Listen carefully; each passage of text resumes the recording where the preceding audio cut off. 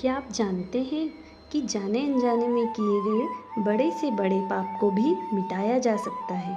नमस्ते दोस्तों, आज हम बात कर रहे हैं पाप मोचनी एकादशी की, एक ऐसी तिथि जिसके बारे में स्वयं भगवान कृष्ण ने कहा है कि यह मनुष्य के हृदय को फिर से निर्मल कर देती है। चलिए सुनते हैं एक ऋषि और एक अप्सरा की वो कहानी जो आपको भावुक कर देगी। प्राचीन काल में मेधावी ऋषि नाम के एक बहुत बड़े तपस्वी थे।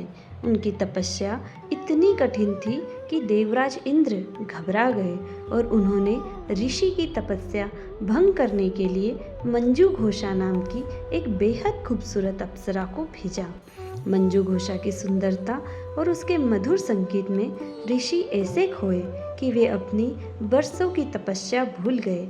उन्होंने कई साल मंजू घोषा के साथ बिताए, लेकिन जब उन्हें अपनी भूल का एहसास हुआ तो वे क्रोध से भर गए और उन्होंने मंजू घोषा को पिशाचनी बनने का श्राप दे दिया। मंजू घोषा रोने लगी और ऋषि के पैरों में गिरकर क्षमा मांगने लगी। तब ऋषि को अपनी गलती का बोध हुआ कि क्रोध भी एक पाप है। उन्होंने कहा, दुखी मत हो, अगर तुम पाप मोचनी एकादशी का व्रत पूरी श्रद्धा से करोगी तो तुम्हारे सारे पाप भस्म हो जाएंगे और तुम्हें अपना असली रूप वापस मिल जाएगा।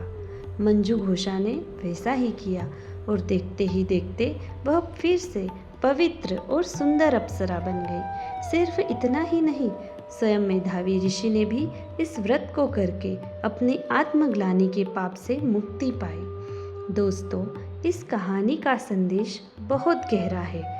इंसान से गलती होना स्वाभाविक है, लेकिन उस गलती को स्वीकार करना और उसे सुधारने का संकल्प लेना ही असली धर्म है। इस दिन आपको क्या करना है?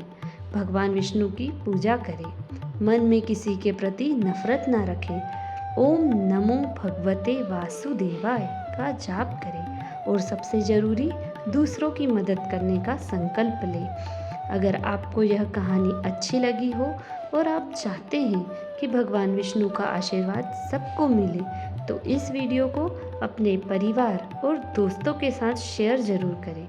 कमेंट में जय श्री हरि लिखना न भूलें। मिलते हैं अगले वीडियो में।